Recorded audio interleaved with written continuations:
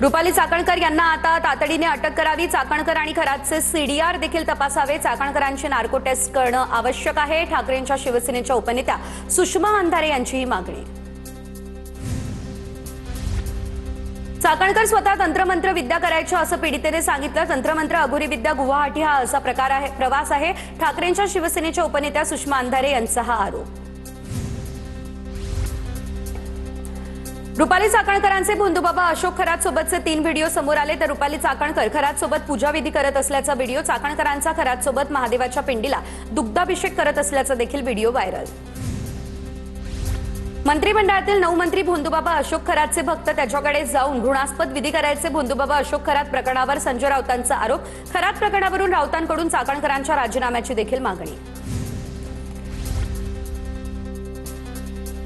रुपाली चाकणकर या फरार झाल्या। ठोंबरेंचा चाकणकरांवर हल्लाबोल। भोंदूबाबा प्रकरणात 2 दिवस झाले चाकणकर मीडियासमोर आलेला नाही। रुपाली चाकणकर या फरार झालेल्या आहेत। ठोंबरेंचा आरोप। राजीनामा घेऊन चाकणकरांना सह आरोपी करावं, ठोंबरेंची मागणी। नाशिक फाइल्स प्रकरणामध्ये सरकार कुणाला वाचवण्याचा प्रयत्न करते? वरिष्ठ प्रदेश काँग्रेस प्रवक्ते अतुल लोंढेंकडून ट्विट करत हा सवाल उपस्थित। अतिरिक्त पोलीस महासंचालक दर्जाच्या महिला पोलीस अधिकाऱ्यांच्या नेतृत्वाखाली तपास व्हावा, अतुल लोंढे यांची ही मागणी। रुपाली चाकणकरांनी राज्य महिला आयोग अध्यक्षपदाचा राजीनामा द्यावा। मुख्यमंत्र्यांनी रुपाली चाकणकरांचा राजीनामा घ्यायला हवा, भाजप नेत्या नीता केळकर यांची ही मागणी समोर।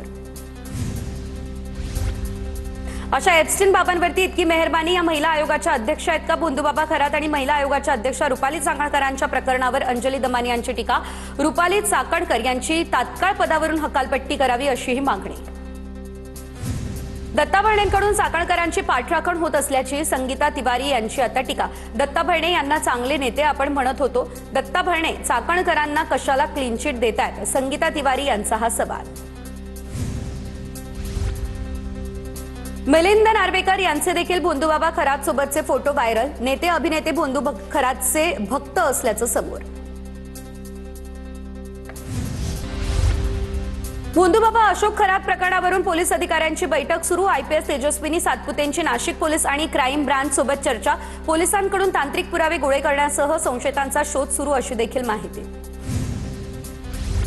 भोंदूबाबा खरातच्या घरात सापडलेल्या पिस्तूलबाबत तपास सुरू। खरातच्या घरातून एक पिस्तूल, 3 जिवंत काडतुसं पोलिसांनी जप्त केली। खरातकडे शस्त्र बाळगण्याचा परवाना होता का याची तपासणी सुरू। एनसीपीचे दोन्ही गटातील नेते भोंदूबाबा खरातच्या संपर्कात होते। चाकणकर, सुनील तटकरे, सरोज आहिरे भोंदूबाबाच्या संपर्कात। जयंत पाटील, निलेश लंके हे देखील संपर्कात। तर नेत्यांच्या भोंदूबाबा खरात सोबत वेगवेगळ्या पूजाविधी। विधान परिषदेच्या 9 जागांसाठी पुढील महिन्यामध्ये निवडणूक होण्याची शक्यता। विधान परिषदेमध्ये महाविकास आघाडीला 1च जागा, 8 जागा महायुतीच्या पारड्यात। उद्धव ठाकरे हेच पुन्हा विधानसभेत जाण्याची शक्यता। महाविकास आघाडीमध्ये 1 जागेसाठी रस्सीखेच। रायगडच्या महाडमधील चौदार तळे सत्याग्रहाला 99 वर्ष आता पूर्ण। तर उपमुख्यमंत्र्यांच्या हस्ते आणि मुख्यमंत्र्यांच्या हस्ते चौदार तळ्याच्या सुशोभीकरणाचं भूमिपूजन। फडणवीसांसह संजय शिरसाट, आदिती तटकरे आणि भरत गोगावले देखील उपस्थित। 4 वर्षांच्या प्रशासकीय राजवटीनंतर नागपूर महानगरपालिकेची आज पहिली सर्वसाधारण सभा। सत्ताधारी आणि विरोधक प्रशासनाला धारेवर धरण्याच्या तयारीत। शहरातील प्रलंबित नागरी प्रश्नांवरून खडाजंगी होण्याची देखील शक्यता। रत्नागिरीमधल्या जिल्हा परिषद सभापतींची निवड 25 मार्चला होणार। जिल्हा परिषद निवडणुकीत शिंदेंच्या शिवसेनेचं वर्चस्व। जिल्हा परिषदेच्या सभापतीपदी कुणाची वर्णी लागणार याची आता उत्सुकता। गोव्याचे मुख्यमंत्री प्रमोद सावंत यांच्यावरती पुण्यातील रुबी हॉल क्लिनिक इथे हृदयाची शस्त्रक्रिया यशस्वी। छातीत दुखू लागल्यानं त्यांना तातडीने रुग्णालयामध्ये दाखल करण्यात आलेलं। महापालिका सभागृह कामकाजाचे थेट प्रक्षेपण करण्याची ठाकरेंच्या सेनेची मागणी। तर आता ही मागणी सभागृहामध्ये मंजूर होते का? सत्ताधारी या संदर्भात काय भूमिका घेतात याबाबत उत्सुकता। पुण्यात स्पीड आणि पॉवर पेट्रोलच्या किमतींमध्ये वाढ झाली। सध्या पेट्रोलमध्ये कुठलीही भाववाढ नाही। प्रत्येक लिटर मागे 2 रुपयांची भाव। 113 रुपये 77 पैसे स्पीड आणि पॉवर पेट्रोलचे नवीन दर। सोलापूरमध्ये साध्या पेट्रोलचे दर स्थिर। स्पीड पेट्रोलच्या दरात 2 रुपयांनी वाढ। सोलापूरमध्ये पेट्रोल पंपावर साधं पेट्रोल आणि डिझेलचे दर स्थिर। साधं पेट्रोल 104 रुपये तर स्पीड पेट्रोल 111 वरून 113 रुपये लिटर। रत्नागिरीमध्येही पेट्रोलचे दर वाढले। पेट्रोल पंपातील पॉवर पेट्रोलमध्ये 2 रुपये 9 पैशांची वाढ झाली। तर एचपीसीएल, बीपीसीएल आणि इंडियन ऑइल अशा तेल कंपन्यांच्या पॉवर पेट्रोलच्या दरातही वाढ झाली। नागपूरच्या ग्रामीण भागामध्ये गॅस सिलेंडरसाठी लोकांची गर्दी कायम. कोराडीमधील एचपीच्या गॅस गोडाऊन बाहेर सकाळपासून गर्दी. पहाटेपासून लोक घरगुती गॅस सिलेंडरसाठी रांगेत. ऑनलाईन नंबर लागत नाही, त्यामुळे अनेक ग्राहक त्रस्त. नाशिकमध्ये एलपीजी नंतर कमर्शियल गॅसचा तुटवडा. वेल्डिंगचं काम करणाऱ्यांवरती उपासमारीची वेळ. वेल्डिंग, लोखंड कटिंगसह मोठ्या कंपन्यांचं काम बंद. कमर्शियल गॅस पुरवठा सुरळीत नाही, त्यामुळे छोटे कामगारही अडचणीत. गॅस तुटवड्यामुळे कोल्हापूर शहरातील 6 शिवभोजन केंद्रांना कुलूप. काही जणांकडे आजच्या दिवस पुरेल इतकाच गॅसचा साठा. उद्यापासून आणखी 2 ते 3 शिवभोजन केंद्र बंद होण्याची देखील शक्यता. 1800 रुपयांच्या व्यावसायिक गॅससाठी नांदेडमध्ये 3500 रुपये मोजण्याची वेळ. एजन्सी चालकांकडून गॅसचे दर दुप्पट केल्याची हॉटेल चालकांची माहिती. गॅस सिलेंडरच्या तुटवड्यामुळे ठाण्यातील अनेक फूड स्टॉल बंद. काही छोट्या व्यावसायिकांकडून इंडक्शन आणि कोळशाच्या शेगडीचाही वापर. घरगुती गॅस सिलेंडरसाठी सलग 9व्या दिवशी कोल्हापुरात ग्राहकांच्या रांगा. एजन्सी ऑफिस उघडण्याआधीच नागरिकांची सिलेंडर घेण्यासाठी मोठ्या प्रमाणात गर्दी. घरगुती गॅस सिलेंडर घरपोच द्या. जिल्हा प्रशासनाच्या एजन्सी मालकांना या सूचना. गोंदियामध्ये एमजीएल महानगर गॅसच्या नावानं फसवणुकीचा प्रकार. सायबर गुन्हेगारांकडून नागरिकांची आर्थिक फसवणूक. नागरिकांना फसवणुकीच्या प्रकारापासून सावध राहण्याचं आवाहन. शेतकऱ्यांच्या हातातोंडाशी आलेला घास हिरावला गेला. अवकाळीमुळे झालेल्या नुकसानीचे तातडीने पंचनामे करावेत. शेतकऱ्यांना तात्काळ नुकसान भरपाई द्यावी. रोहित पवार यांची ही माहिती. छत्रपती संभाजीनगरात वादळी वारा आणि अवकाळी पावसामुळे शेतकऱ्यांचं मोठ्या प्रमाणात नुकसान. गहू, बाजरी, ज्वारी पिकाला सर्वात जास्त फटका बसला. वादळी वारा आणि पावसानं ज्वारी आडवी झाली. गहू, हरभरा देखील पूर्णतः भिजला. धाराशिव जिल्ह्याला तिकडे सलग 3 दिवस अवकाळी पावसानं झोडपलं. वादळी वारा आणि गारांचा पाऊस, त्यामुळे केळीच्या बागा उद्ध्वस्त. तातडीने पंचनामे करावे. नुकसान भरपाई द्यावी. शेतकऱ्यांची ही मागणी. धाराशिवमध्ये अवकाळी पावसामुळे ज्वारीचे पीक जमीनदोस्त. काढणीला आलेले ज्वारीचे पीक हे मातीमोल. शेतकऱ्यांचं मोठ्या प्रमाणात नुकसान. ज्वारीचा काढणीचा खर्चही निघेना.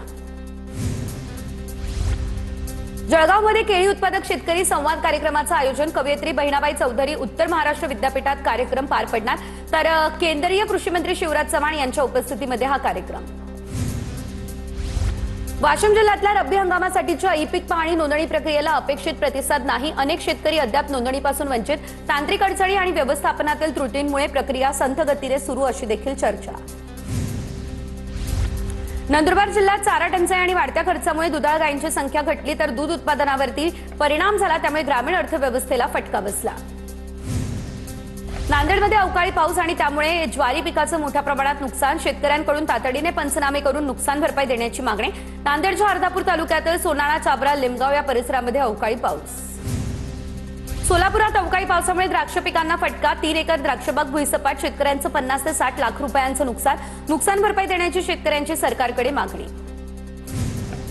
जळगाव जिल्ह्यात अनेक भागात अवकाळीचा फटका. बोदवड आणि मुक्ताईनगरमध्ये वादळी वाऱ्यासह अवकाळी पाऊस. गहू, मका, हरभरा पीक पूर्णतः भिजलं.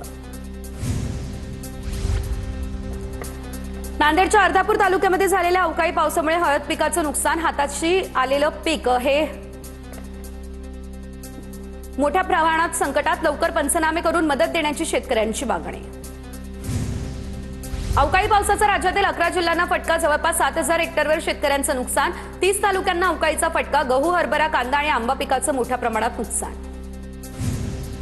नागपूरसह परिसरात ढगाळ वातावरण. तापमानात घट. विदर्भातील काही जिल्ह्यांमध्ये आज वादळी वाऱ्यासह पावसाचा देखील अंदाज. अमरावती, यवतमाळ, वर्धा, नागपूर, भंडारा आणि चंद्रपूरमध्ये पावसाचा येलो अलर्ट. अकोल्यातल्या अकोटमध्ये अवकाळी वाऱ्यासह आता गारपीट. सावरा, मोहोळ, वडनेर, गंगाईसह सुमारे 15 ते 20 गावांना अवकाळी पावसाचा फटका. गारपिटीमुळे शेतकऱ्यांचं मोठ्या प्रमाणात नुकसान. मुसळधार पावसामुळे शेतात पाणीही साचलं. चिखली तालुक्यात गारपिटीसह अवकाळी पाऊस. मका, कांद्यासह इतर पिकांचं नुकसान. पंचनामा करून नुकसान भरपाई द्यावी, अशी मागणी. गडचिरोली जिल्ह्यात वातावरण बदलाचा फटका. आंबा, मका उत्पादक शेतकरी हवालदिल. अवकाळी पावसामुळे शेतकऱ्यांचं मोठ्या प्रमाणात नुकसान.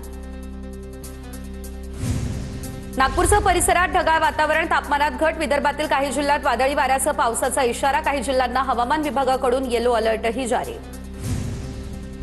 जळगाव जिल्ह्यामध्ये सलग दुसऱ्या दिवशी देखील अवकाळी पावसाचा तडाखा. गारपिटीमुळे शेतकऱ्यांच्या हातातोंडाशी आलेलं पीक पूर्णतः जमीनदोस्त. मका, ज्वारी, बाजरी, गहू, कांदा या पिकांचं मोठ्या प्रमाणात नुकसान झालं. परभणीच्या जिंतूर दूधगाव या मंडळामध्ये गारपीट. काढणीला आलेला गहू, ज्वारीसह इतर पिकांचं नुकसान. हातातोंडाशी आलेलं पीक उद्ध्वस्त झालं. बळीराजा हवालदिल.